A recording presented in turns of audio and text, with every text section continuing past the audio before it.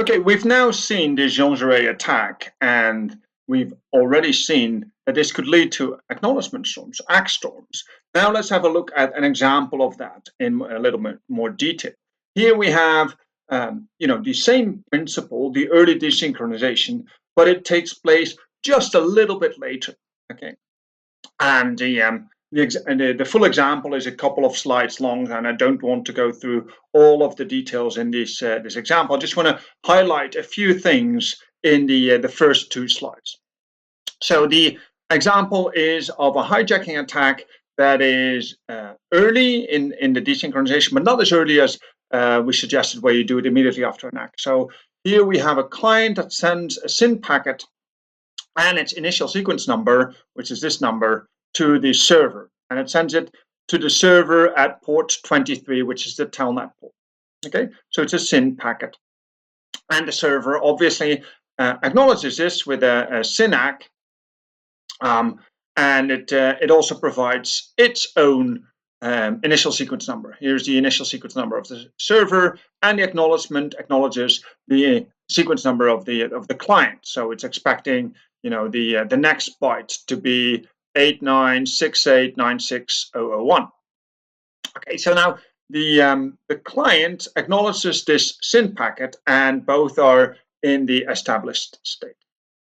Okay, the client is in the established state after sending the SYN packet, and that's what it does here. Okay, and it also sends a little bit of data. So there's some data that's being sent, 6 bytes from this sequence number to that sequence number in the packet to the server. Now, roughly around that time, so it is still very early in the connection, the attacker resets the connection on the server side. So it sends a reset packet. Here we see that the R flag, the reset flag, is set to the server at port 23, essentially tearing down the connection on the server side. Okay? And then it immediately afterwards reopens the connection with a new initial sequence number. Okay, completely different initial sequence number that is not anywhere near the initial sequence number that the client was using.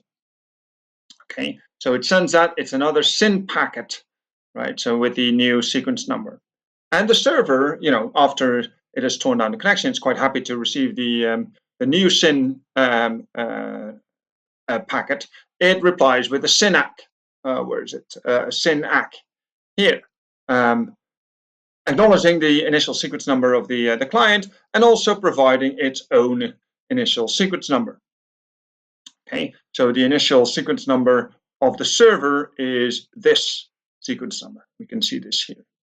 Okay, now this will be received by the original client, and that will therefore acknowledge this receipt with a new acknowledgement that has the real, as far as it is concerned, the real expected sequence number, which is still this one.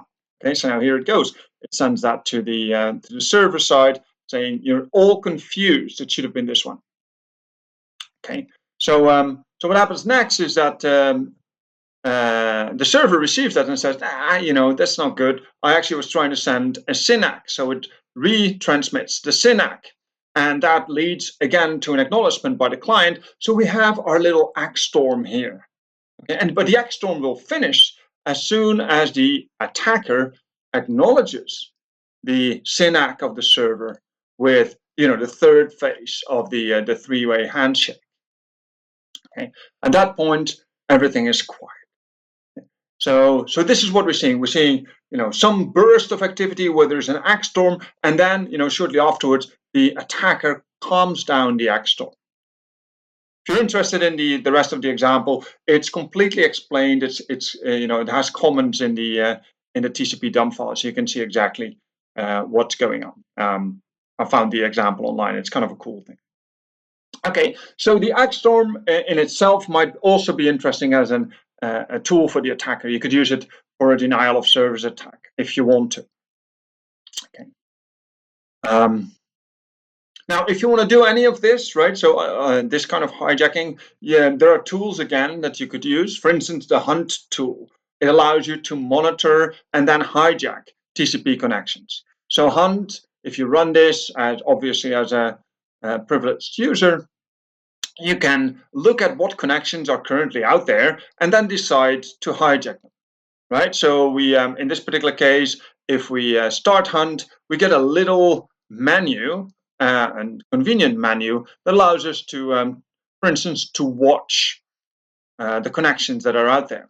And if we use this this option, we actually see that there's a connection going from this IP address to that IP address on the telnet port. Okay, and now we can select this connection if we want to. We want to see connection 0, and it will dump the connection, whatever is transmitted over that connection, on our screen. Okay, so we dump, and we want to see both directions. And what we see here is that it's actually my own machine. So we do stuff there. There's a command line there, and we see LLSS, and then some files there, and then again the command, the prompt on the command line. Now, what's going on? Well, this is a telnet connection, and telnet echoes the requests that are sent by the client to the server. Okay, so we really typed in ls, but it sent it one character at a time, and it's echoed back by the server. So we're seeing an L, and then from the other direction we also see an L. Then we type S, and then from the other direction we also see an S. Okay, so that's what's going on here. So that's what we can do. We can list the connection with Hunt, but we can also do more clever things, so more interesting things, such as hijacking. A simple hijack is what it says, and to do that, we use the option S for simple hijack.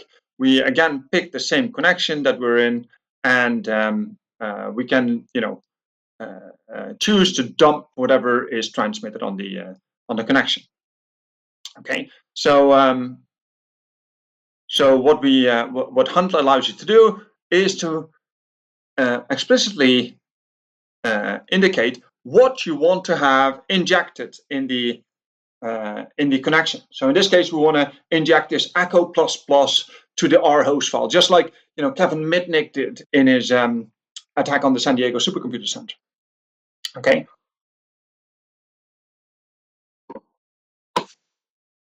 Once we've done that, Hunt will inject this into the TCP connection, just like we said it would do, and sure enough, immediately afterwards, there's an ACK storm. It detects the ACK storm, and it says that it will reset the connection after 4 seconds.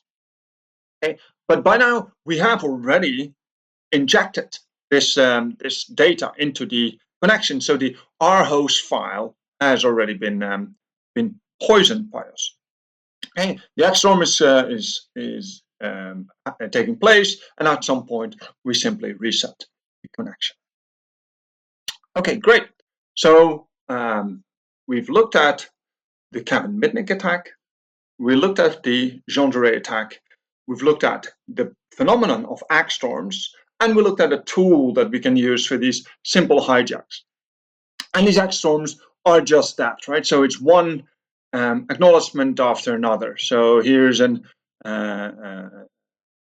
message from the client to the server, from the server to the client, from the client to the server, server to the client, and it continuously tells the other side, you're confused. The sequence numbers that you're using are incorrect. Here are the correct sequence numbers. And like I said, this will only stop if the connection is reset, if the right acknowledgements are made, or if one of the acknowledgements gets dropped.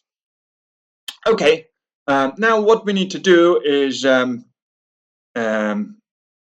move to slightly more advanced TCP hijacking attacks. This is fairly simple, and it's also not something that you can easily do anymore. At least the Mitnick attack you cannot do anymore. Obviously, you can still do early desynchronization if you have visibility in the network, but the Mitnick attack is no longer possible. So a remote attacker has a problem. Now let's see if we can solve that problem.